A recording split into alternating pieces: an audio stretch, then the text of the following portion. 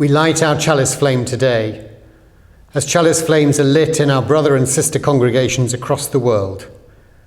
And as we light this flame, we will hear words adapted from Cliff Reed.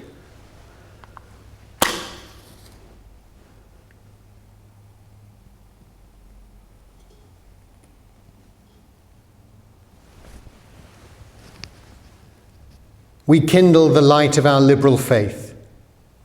May it be the light of knowledge to dispel ignorance, the light of reason to dispel superstition, the light of love to dispel bigotry and inhumanity, no matter what their guise.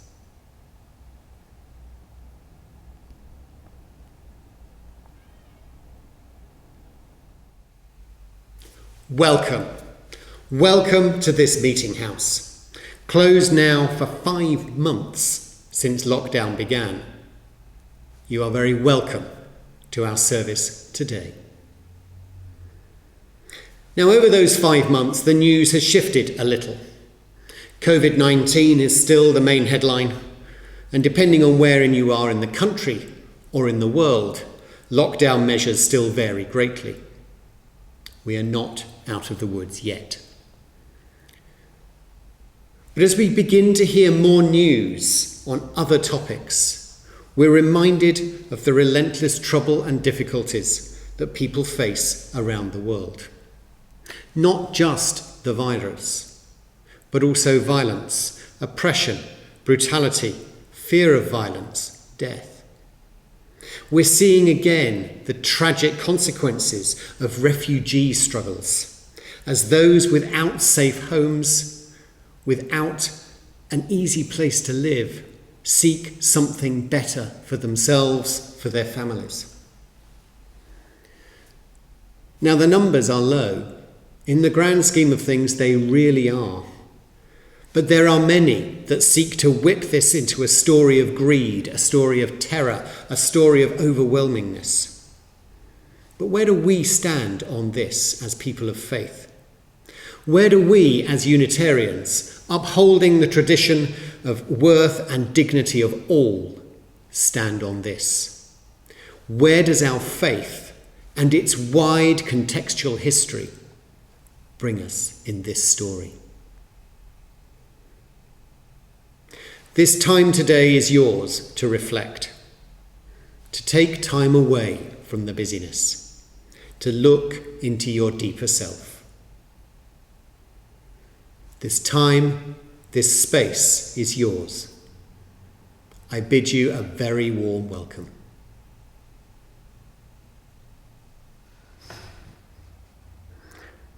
Our first reading is a piece by the Reverend Qiyamah Rahman, Unitarian Universalist and currently Director of Contextual Theology at Meadville Lombard Theological School.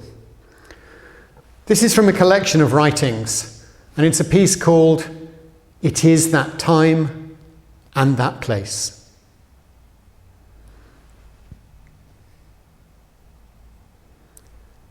Now is the time to call on the memories of the ancestors who, when the darkness of their lives threatened to take away the hope and light, reached a little deeper and prayed yet another prayer.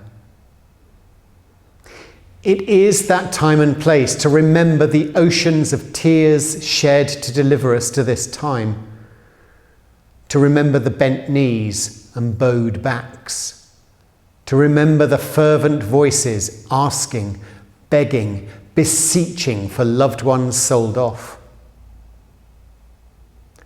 Time to remember their laughter and joy, though that had far less, and little reason for optimism, yet they stayed on the path toward a better day. Time to hold to the steadfast hands and hearts and prayers of the ancestors that have brought us this far. Time to make that proud and show them and ourselves what we are made of. Time to show them that their prayers and sacrifices and lives were not in vain, and did not go unnoticed, nor have they been forgotten. Did you not know that this day would come? Did you not know that we would have to change places? Did you not know that just as our ancestors were delivered, that you would also be delivered? Have you not seen the greatness and the power of the creative energy in the universe called God, that moves and has its being through human agency? Have you not seen God in your neighbour's face, in the homeless, in the battered woman, the trafficked child, the undocumented worker, the dispossessed? It is that time and that place to know that it is our turn, that we must leave a legacy for our children and all the children. It is that time and that place. We are the ones we've been waiting for. For that, let us be eternally grateful. Amen. And blessed be.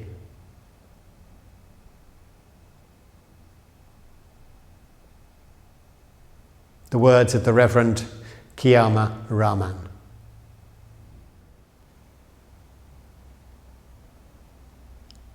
Let us come together in a time of prayer to the soaring of our spirit to the Most High.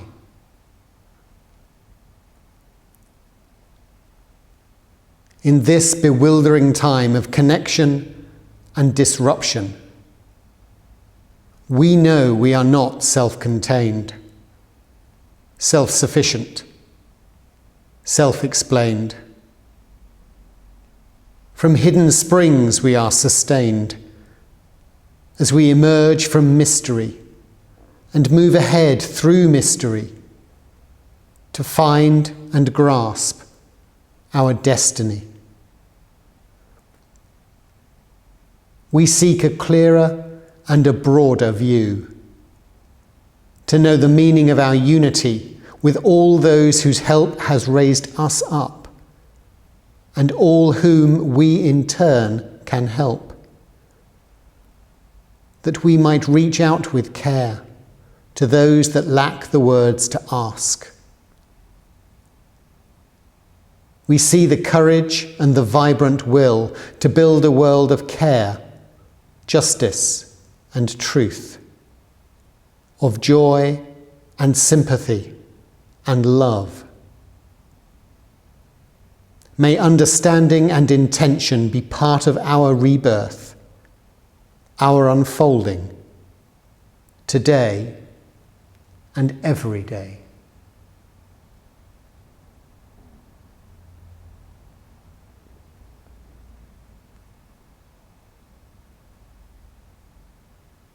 Spirit of life, light everlasting, may the glorious returning rays pierce the depths of our hearts. May they purify, gladden, lighten, and enrich us. We each of us harbour dark corners in our hearts, places of sadness, places of unworthy thoughts, places of good things left undone. May the light we receive today restore us.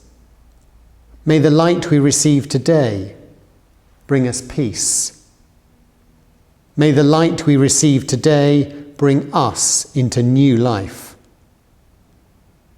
In light, might we find hope.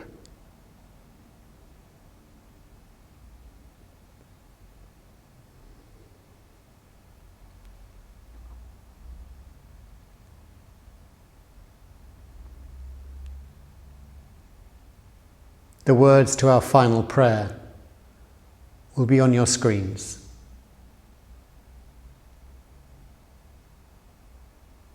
Eternal Spirit, may we be led from death to life, from falsehood to truth. May we be led from despair to hope, from fear to trust. May we be led from hate to love, from war to peace. Let peace fill our hearts, our world, our universe. Amen.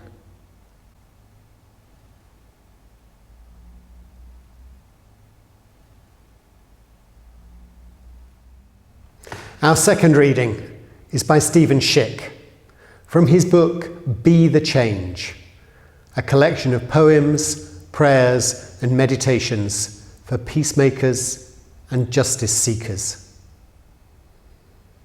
I'm hoping you might count yourselves in some way to be peacemakers and justice seekers, or at least hoping to be. So this is for you. This is How Do You Suffer? And I'm very grateful to Stephen for his permission to read this today. How do you suffer? In silence, with raging anger, with pestering complaints. When do you suffer? As the sun rises? As it sets? What do you suffer? The sharp edge of violence, the blunt force of indifference, the loss of truth, youth, or love. With whom do you suffer? With him, with her, with us, or alone?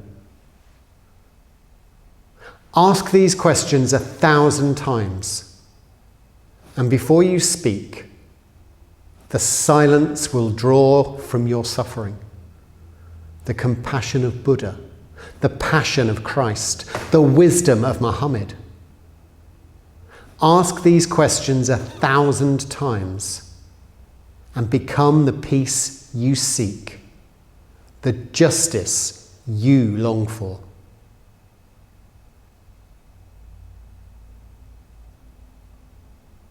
The words of Stephen Shick. Our hymn today, reflecting those themes we've heard already from Qiyamah Rahman and from Stephen Shick, is Justice for Persons, with words by Andrew Hill and with music by the much-missed David Dawson. This is number 84 in your purple books, should you have one. However, the words will be on the screen. Justice for Persons.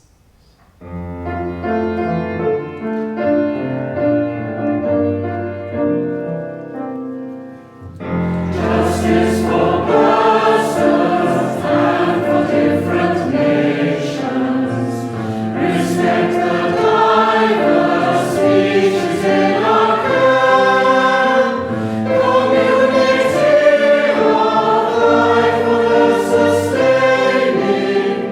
love for this planet.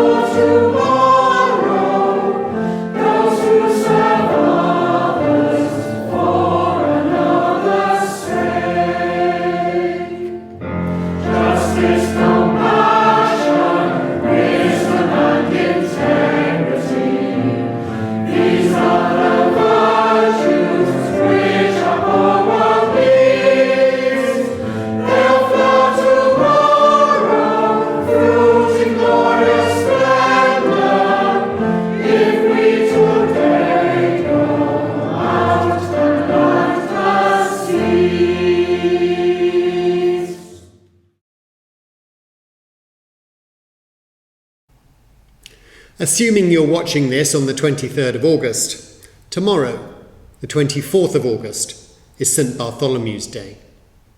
At least it is here, as celebrated by the Roman Catholic and the Anglican churches.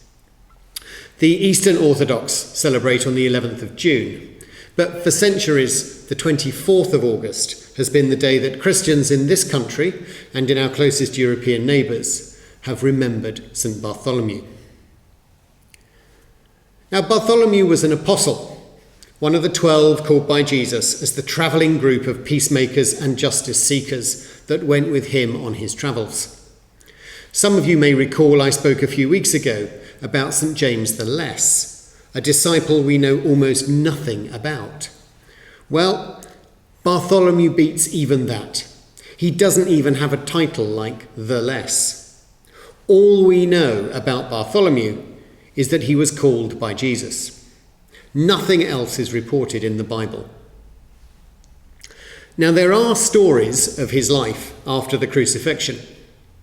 Eusebius, who was bishop of Caesarea in around the year 315 and is considered the father of church history, he wrote that Bartholomew had fled to India and preached there.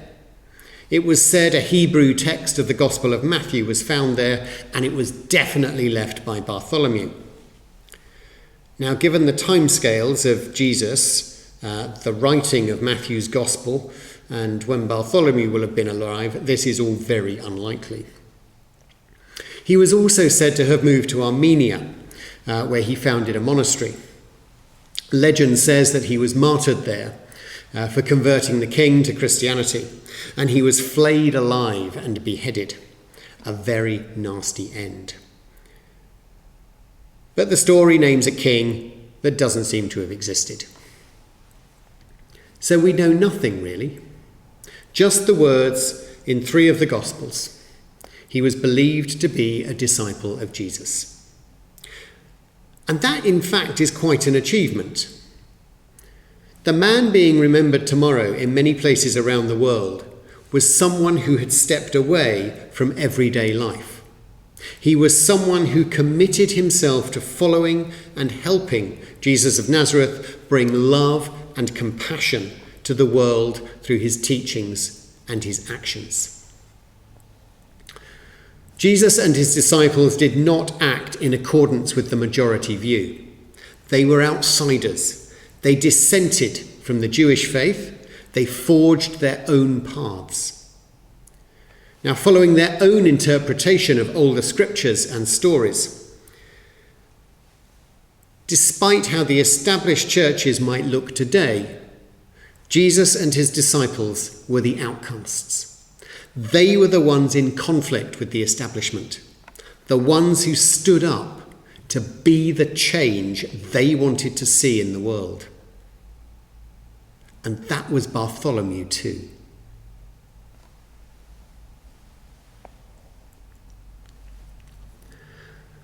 Now, sadly, St Bartholomew's Day, the 24th of August, is not really known for the celebration of the life, love, and compassion of Bartholomew.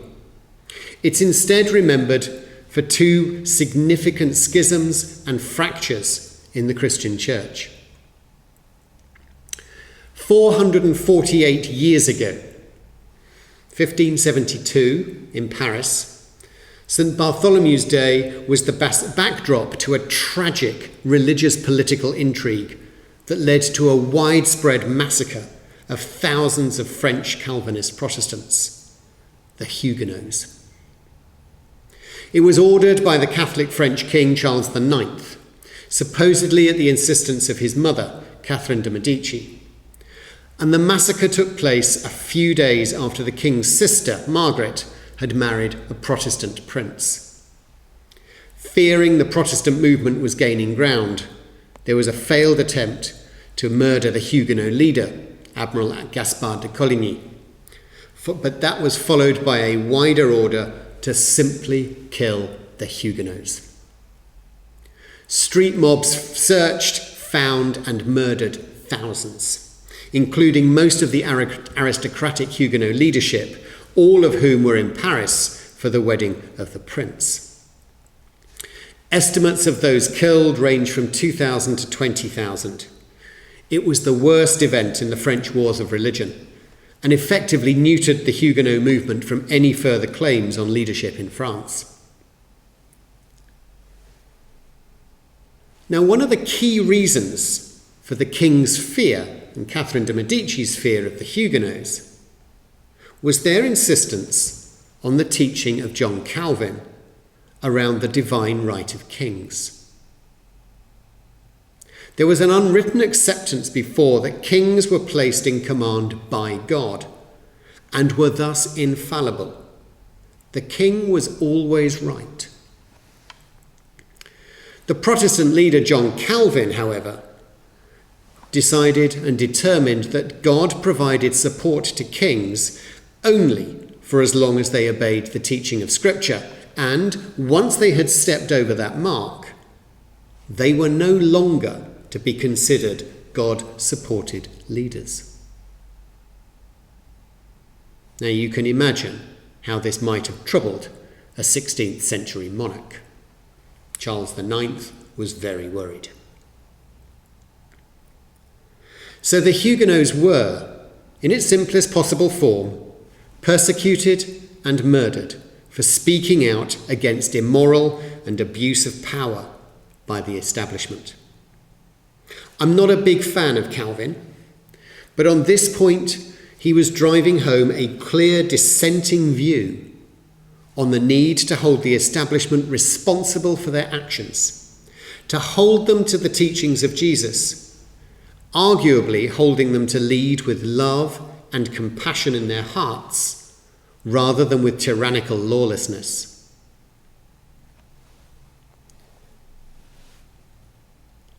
Like the disciples before them, the Huguenots were dissenting against the majority. They were a minority seeking a better world, following their own alternative interpretations of Scripture.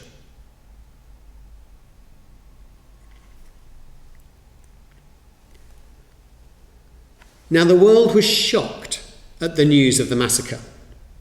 The Huguenots remained in a minority and powerless minority in France, but they continued to be oppressed and persecuted for their beliefs. They started to move away from France, seeking refuge in countries where they would be welcomed as refugees, where people would recognize the terror they faced in their home countries, where they would be able to seek a better life as part of a new community, relying on the love and compassion of their new hosts and neighbours. Many Huguenots came to Britain, refugees crossing the Channel and arriving at Dover. Settling first across Kent, Canterbury and Faversham were very strong places of new settlement. They moved also to Shoreditch, to Norwich and to other places too. They established weaving communities and new trades. They brought the skills of silk weaving to this country for the first time, becoming an important industry for the wider people. These political and religious refugees, persecuted in their home country, made the crossing of the Channel and were given support to start again in Britain. I am a descendant of the Huguenots on my maternal grandmother's side.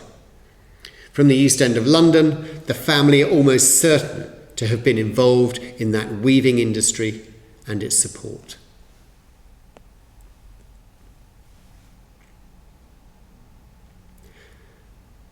Now, 90 years after the Huguenot massacre, on St Bartholomew's Day 1662, the Church of England ejected thousands of its priests from its pulpits.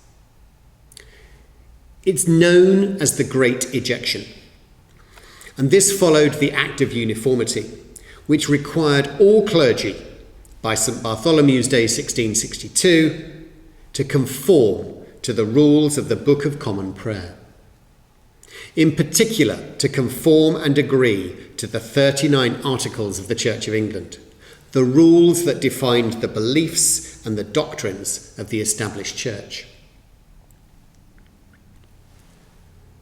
Now, these thousands of priests that were ejected could not accept those 39 articles.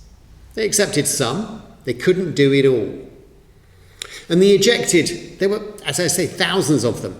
They included George Hoare in Tenterton, George Hall in Maidstone. And as others did across the country, both of these men led large numbers of their former congregations to establish new dissenting meetings. In these instances, both congregations eventually became Unitarian, and the churches on the Ashford Road in Tenterton and the market buildings in Maidstone are direct descendants of those ejected congregations and leaders. Now, this moment of dissent led to many different movements away from the Church of England. We can't claim it all. And at that time, all Protestant, these numerous groups, from the Levellers to the Muggletonians to the Brownists to the Presbyterians, they all started to develop their own understanding and interpretation of Scripture. The General Baptists too, including those at Horsham, at Chatham, at Dover, here at Sevenoaks, were dissenters. Those all became Unitarian. This is a really significant moment in the creation of our Unitarian congregations.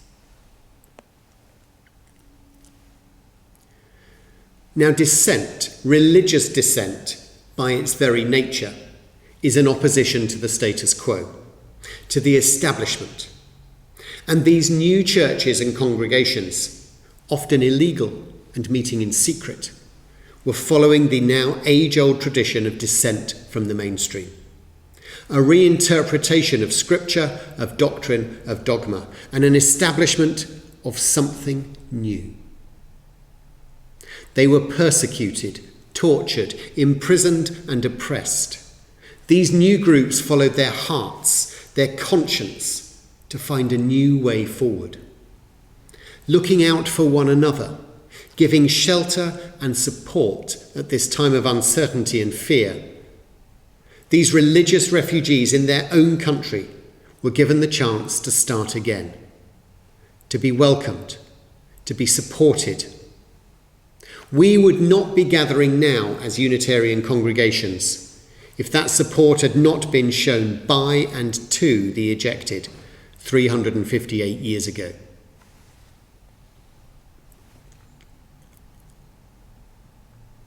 So St Bartholomew's Day is a reminder of the inhumanity that people are capable of, the persecution of Jesus and his followers, and then the persecution of the early Christian church, the massacre of thousands of Huguenots in France, and the ejection of thousands of good and caring priests from their pulpits and livelihoods.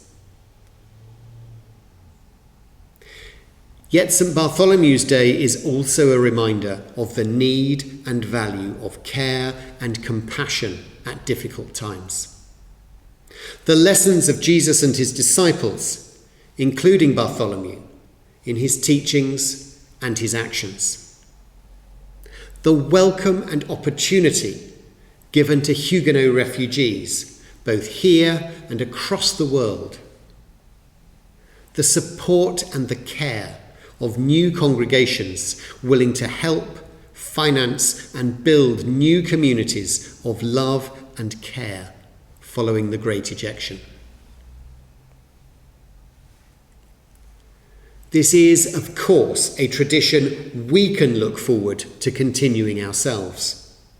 We too can dissent from the majority when we know in our hearts that justice is not being done. We too can dissent from the majority, or at least the most vociferous, who tell us we should turn away those seeking refuge from oppression and from terror. We too can help provide compassionate care in our communities for those who lose their livelihoods through no fault of their own, or because they stood up for justice.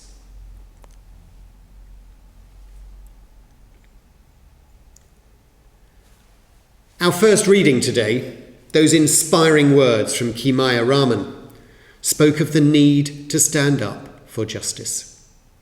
The reading is aligned specifically to the memory of those terrorised by the slave trade, but goes on to widen the call and the inspiration.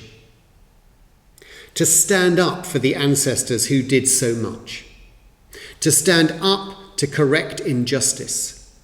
To stand up and recognising our intimate connection to all, our oneness with all humanity in the universe, to ensure we recognise God or the divine in all our neighbours' faces. As the reading told us, have you not seen the greatness and power of the creative energy in the universe called God, that moves and has its being through human agency? Have you not seen God in your neighbours' faces, in the homeless, in the battered woman, the trafficked child, the undocumented worker, the dispossessed?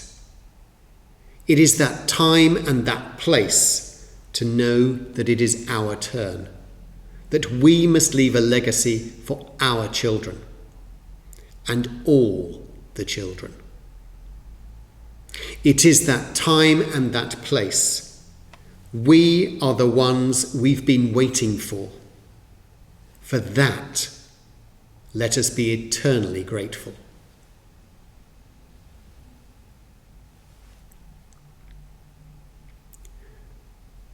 And our second reading, Stephen Shick's challenge to share the suffering of ourselves and the suffering of others with the compassion of Buddha, the passion of Christ, the wisdom of Muhammad, is the reminder that we can be the change we see is needed in the world.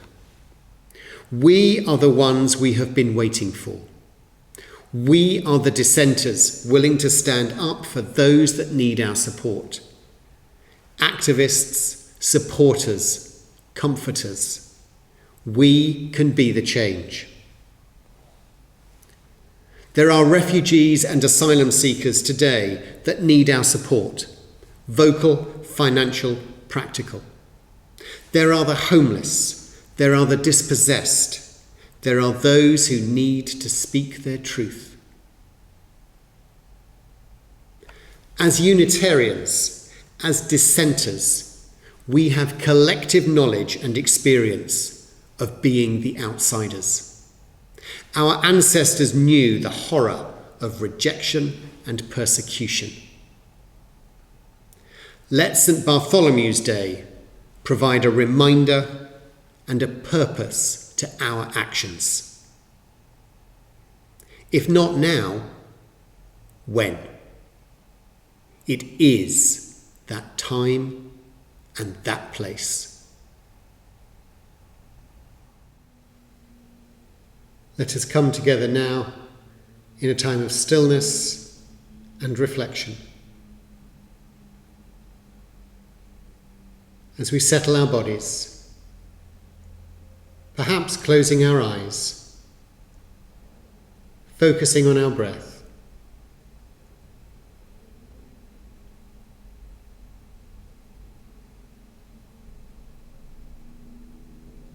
I shall speak some words, and we shall come together in stillness and quiet together.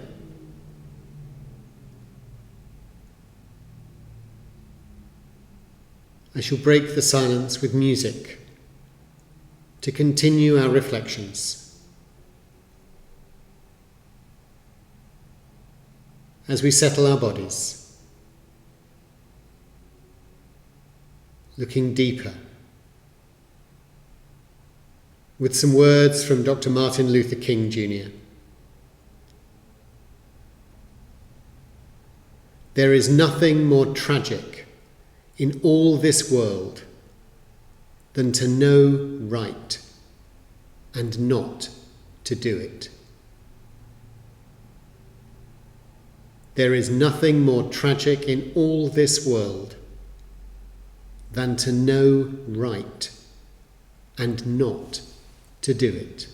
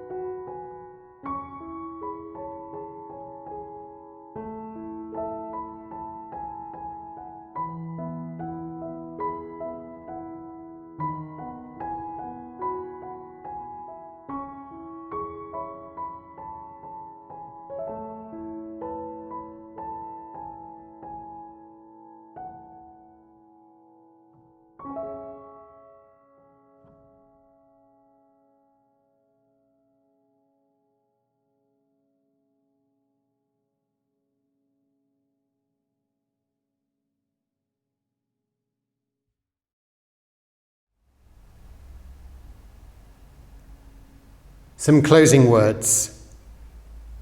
Spirit of life, we give thanks for your presence, for light and for love, for night and for change. Our worship is over, but our service continues. As we depart from this virtual space, may there be peace among us, now and forever. Amen.